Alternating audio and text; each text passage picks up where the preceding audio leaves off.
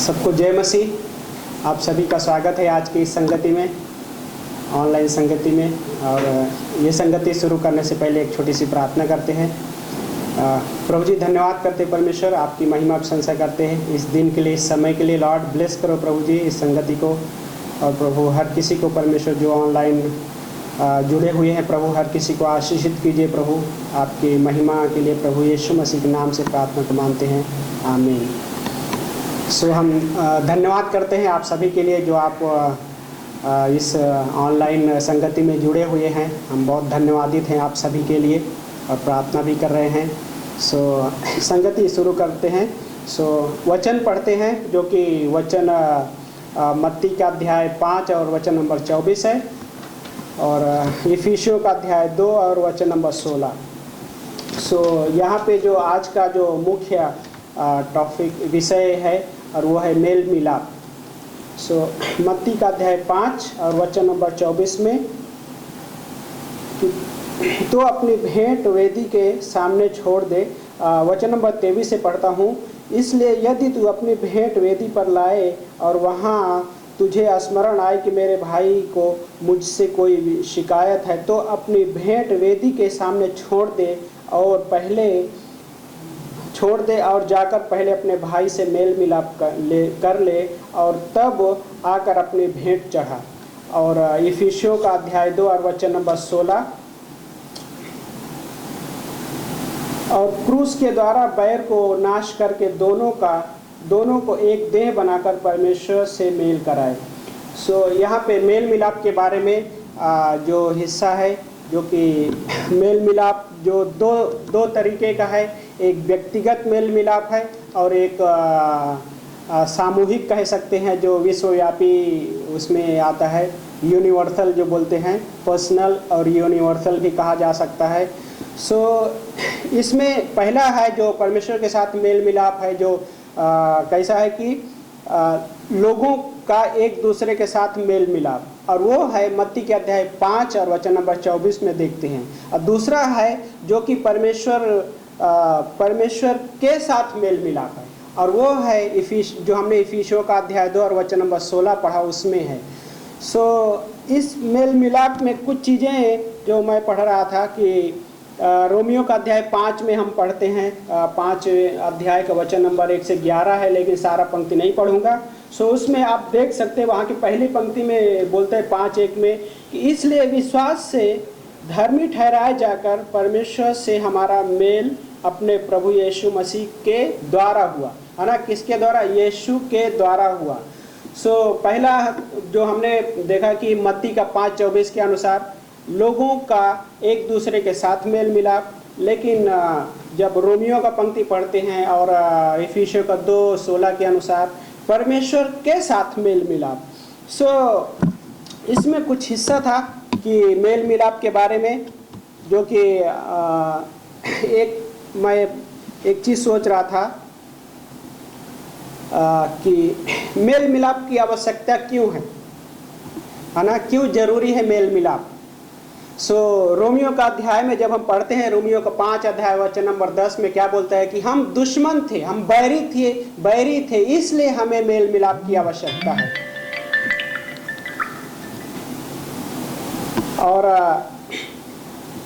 आगे ये है कि मेल मिलाप का जो माध्यम है, और वो है प्रभु यीशु मसीह, है ना। सो यीशु मसीह जो माध्यम है, जो पंक्ति हम पढ़ते हैं कि दूसरा कुरिन्थियों का 5:21 हम पढ़ते हैं, वहाँ पे वचन कहता है कि दूसरा कुरिन्थियों को 5:21 में 5:21 बोलता है कि जो पाप से अनजान था उसी को उसने हमारे लिए पाप ठहराया कि हम उसमें होकर परमेश्वर की धार्मिकता बन जाएं। सो जो मेल मिलाप के लिए जो माध्यम है वो है प्रभु यीशु मसीह। सो इसमें इस तरह से कि प्रभु यीशु मसीह की मृत्यु ने मनुष्य के बैर की अवस्था को क्या किया, पूरी तरीके से उस अवस्था को परिवर्तित, मतलब बदल दिया। और जो धार्मिकता व धर्मी परमेश्वर के साथ अवस्था होनी चाहिए, और वो यीशु मसीह पे विश्वास करने के द्वारा उस अवस्था को परमेश्वर ने, यीशु मसीह ने क्या किया, पूरी तरीके से बदल दिया। है ना, जो मेल मिलाप की अवस्था थी।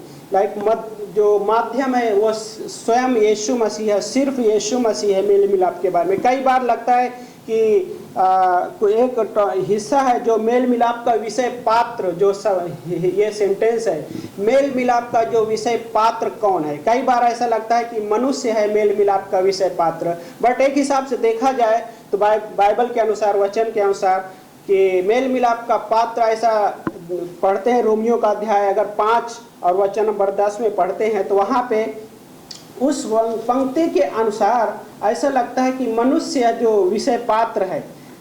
वचन नंबर 10 में इस तरह से कहता है, क्योंकि जब हम शत्रु ही थे हमारा मेल परमेश्वर के साथ हुआ उसके पुत्र के मृत्यु के द्वारा, तो उससे बढ़कर अब मेल हो जाने पर हम उसके जीवन के द्वारा उद्धार पाएंगे। तो विषय पात्र जब शब्द आता है तो ऐसा लगता है कि जो मेल मिलाप का जो विषय पात्र मनुष्य है, बट वचन क्या कहता है कि उसका पात्र परमेश्वर है। क्यों? बाइबल कहता है रोमियो के अध्याय 5 और वचन नंबर 6 में बोलता है कि हम निर्बल थे। जब एक निर्बल मनुष्य कैसे मेल मिलाप की प्रक्रिया कर सकता है। सो मेल मिलाप के बारे में जो विषय पात्र एक हिसाब से कि परमेश्वर इस तरह से पर मेल मिलाप के बारे में 3 पॉइंट मैं सोच रहा था कि पहला है परमेश्वर का मेल मिलाप मनुष्य के साथ हुआ, और दूसरा मनुष्य का मेल मिलाप परमेश्वर के साथ हुआ, और तीसरे पॉइंट में कि दोनों का मेल मिलाप एक दूसरे के साथ हुआ। सो विषय पात्र जो है एक हिसाब से परमेश्वर है, क्योंकि हम निर्बल है, हम में कोई सामर्थ्य नहीं, और बाइबल कहता है कि हमने नहीं परंतु परमेश्वर ने हमसे पहले प्रेम किया। हमने नहीं चुना परंतु परमेश्वर ने हमें चुना, है ना। सो इसमें देखते हैं कि जो एक है ना इफिसियों का अध्याय 2 और वचन नंबर 1 के अनुसार क्या बोलता है कि हम अपने अपराधों और पापों के कारण मरे हुए थे, और दूसरे हिस्से में कि हमने नहीं परंतु परमेश्वर ने हमें चुना, यूहन्ना का 15:16 के अनुसार, और पहला यूहन्ना 5:10 के अनुसार बोलता है कि हमने नहीं परंतु पहले परमेश्वर ने हमसे प्रेम किया।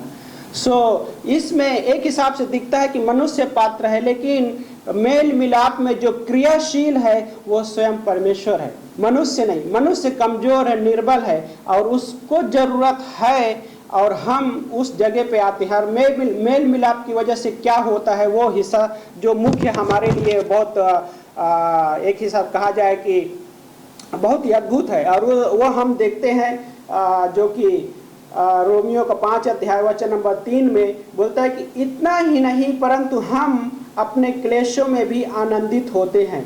सो पहले हमने 5 अध्याय का एक पहली पंक्ति शुरू किए थे।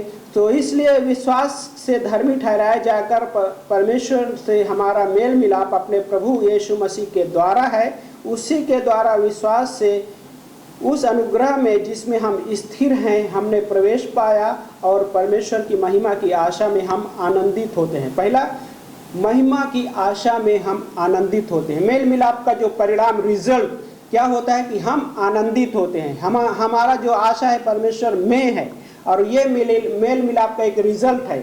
और तीसरा जो हिस्सा जो हम तीसरी पंक्ति में दिखाई देता है, और क्या बोलता है कि इतना ही नहीं परंतु हम क्लेशों में भी आनंदित होते हैं। और क्लेश वाला जो शब्द 2 प्रकार का है, एक है सताव है, लेकिन एक है जो कभी कभी क्लेश जैसा लगता है, वो है दुख हो सकता है, परिस्थितियां हो सकती है, अलग अलग परिस्थितियां हो सकती है।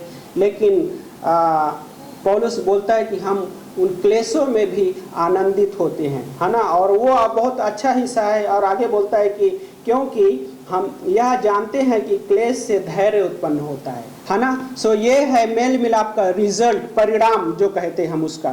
सो ये हमारे लिए कि परमेश्वर में हम आनंदित होते हैं, क्योंकि परमेश्वर ने हमारा मेल मिलाप किया है, और मेल मिलाप स्वयं परमेश्वर की ओर से है। मेल मिलाप के लिए इंसान पहला पात्र नहीं है, मेल मिलाप के लिए परमेश्वर स्वयं जो पहला पात्र है, जिसने स्वयं पहले इनिशिएट किया, है ना। आदम की वाटिका में जब आदम ने पाप किया तो पहले कौन आया? आदम तो छुप गया था, लेकिन परमेश्वर आया वहां पे मेल मिलाप के लिए। परमेश्वर ने पूछा, आदम आदम तुम कहाँ हो?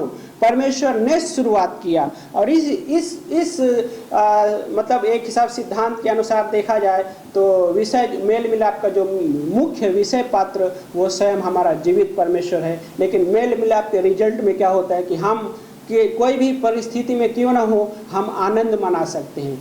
सताव कितना भी क्यों ना हो हम उसमें भी आनंद मनाएं और परमेश्वर को महिमा दें। और जब एक विश्वासी इस तरह से जीने लग जाता है, उस मेल मिलाप के मतलब वो क्या कह सकते हैं, उसकी कीमत को समझता है, तो वो आनंद मनाने लग जाता है। परिस्थितियां हैं लेकिन उसमें वो आनंद कर सकता है, क्योंकि वो परमेश्वर के द्वारा है। और आखिरी में एक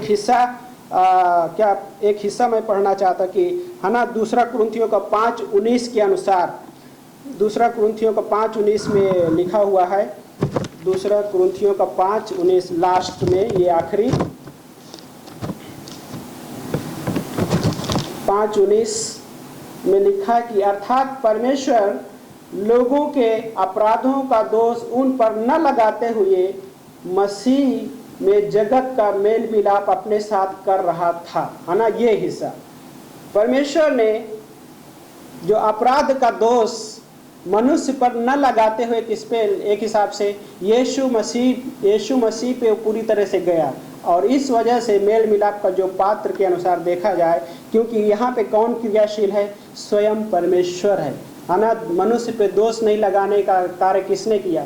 परमेश्वर ने किया। और इस हिसाब से है ना, पात्र मनुष्य है लेकिन जो मुख्य हिस्सा है वो है परमेश्वर का हिस्सा। क्योंकि इस पंक्ति में पौलुस बोलता है, पौलुस मतलब बहुत अद्भुत तरीके से बोल रहा है कि परमेश्वर लोगों के अपराधों का दोष उन पर नहीं लगाया। किस पे एक हिसाब से अपराध दोष के लगाने के योग्य है मनुष्य, लेकिन क्यों अगर है तो अपने पुत्र को सूली पे नहीं चढ़ाता, है ना, सूली पे नहीं चढ़ाता। क्या बोलते हैं कि यीशु मसीह ने हमारे सारे उसी अध्याय के अनुसार 21वीं पंक्ति में क्या बोलते हैं कि वो पाप से अनजान था लेकिन हमारे लिए वो पाप बन गया कि हमारा मेल मिलाप हो जाए, हम धर्मी ठहराए जाए, है ना। हमारी अवस्था क्या थी? पूरा विपरीत थी, लेकिन हमारी अवस्था को उस मेल मिलाप की वजह से पूरी तरीके से हमारी अवस्था जो परमेश्वर की अवस्था थी, हम धार्मिकता की अवस्था, उस अवस्था पे हमें उस परमेश्वर ने लेके गया। और आज हम उस मेल मिलाप की अवस्था में आते हैं, उस धार्मिकता की अवस्था पे आके उस परमेश्वर से संगति कर सकते हैं, उस परमेश्वर से आनंद मना सकते हैं उस परमेश्वर के साथ, और उस परमेश्वर की महिमा कर सकते हैं। परिस्थितियाँ कैसी भी क्यों ना हो, लेकिन जब हम उस परमेश्वर के पास उस हृदय से आते हैं, उस आत्मा से आते हैं, तो परमेश्वर का वचन हमें ब्लेस करता है और हम इंकरेज होते हैं और हम एक नया बल प्राप्त करते हैं जो परमेश्वर की ओर से है। आमीन।